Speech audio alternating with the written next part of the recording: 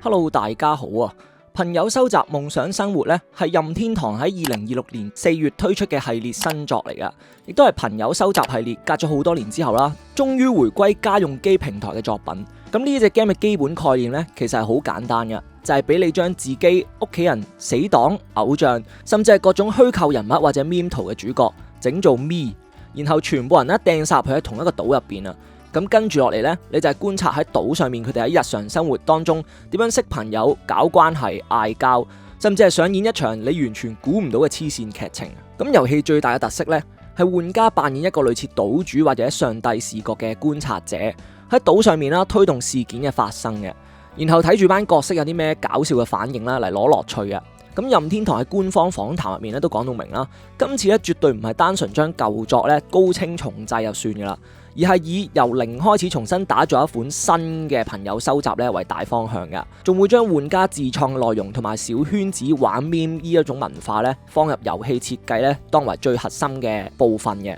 咁玩法方面咧，核心主要分為4個部分嘅，第一個就係整你嘅咪角色啦，然後咧就建設你嘅島仔。之後咧就係角色之間嘅互動啦，咁最後咧就係一個類似道具工坊嘅一個系統啦。咁真正令到隻 game 咧過癮嘅咧，係呢幾個系統疊加埋一齊之後產生嘅一個故事感啊。喺整咪角色方面咧，今集比以前咧係多咗好多面部同埋配件嘅選項啦，仲加埋面部彩繪嘅功能啊，俾你可以好仔細咁樣整出一啲極似真人啦，或者動漫角色，甚至係網路紅人咁樣一啲惡搞黐線嘅造型嘅。除咗外觀咧，今集仲加咗一個叫少少個性嘅系統，你可以透過設定啦同埋送禮物咧，令到個角色表現出唔同嘅生活習慣、企姿、行路姿勢同埋各種嘅小動作嘅，令到佢哋喺行為上啦更加似你心目中嗰個人嘅。而當你將嗰啲咪嘅人仔整完掟晒落個島之後咧，佢哋之間嘅互動咧就成為成隻 game 最精彩嘅部分啦。咁由第一次嘅見面啦、傾偈、做朋友，去到之後嘅表白、嗌交、拍拖，甚至係和好咧，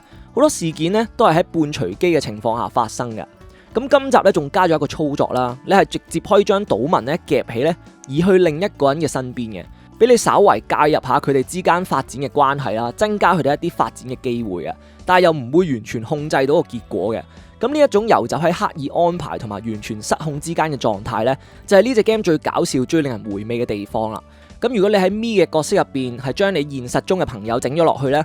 咁你就會發現喺隻 game 裏邊啦，一啲明明現實中好正經嘅 friend 呢，有機會喺島上面呢，竟然係同另一個完全九唔搭八嘅人呢去拍拖啦，或者做朋友噶。又甚或乎會為咗啲芝麻綠豆嘅小事呢，同你嘅朋友反面嘅。咁呢種將真實人物性格加上任天堂誇張式濾鏡嘅效果，再擺喺你面前上演呢，就係呢隻 game 獨有嘅一個魅力嚟嘅。咁另一個重點呢，就係島嶼建設嘅系統啦。咁今集呢，玩家係可以調整自己島上面嘅設施配置嘅，包括建築物嘅位置啦、地面嘅擺設同埋部分地形嘅結構啊。咁雖然自由度呢未去到純沙盒遊戲咁誇張嘅，但係比起舊作咧，已經係大幅提升啦。加埋隻 game 入邊啦，有餐廳、服裝店、裝修鋪、市集、新聞台同埋各種嘅生活設施嘅。成個島咧唔再只係角色互動嘅佈景板，而係會變成一個充滿你個人品味同埋故事性嘅生活舞台啊！如果你本身係中意佈置下空間啊，搞下啲主題咁樣呢，呢個系統雖然唔係好深奧啦，但係勝在好容易上手啊，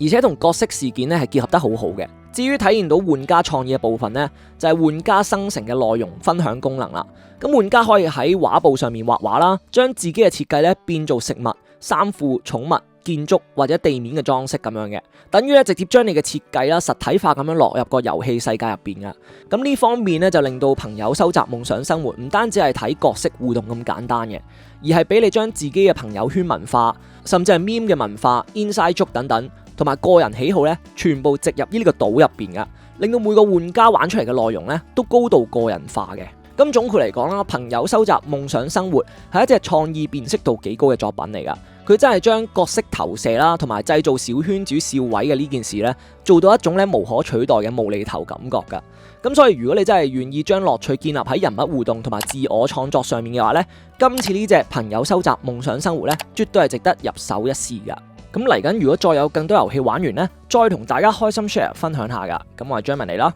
我哋下隻遊戲再見，拜拜。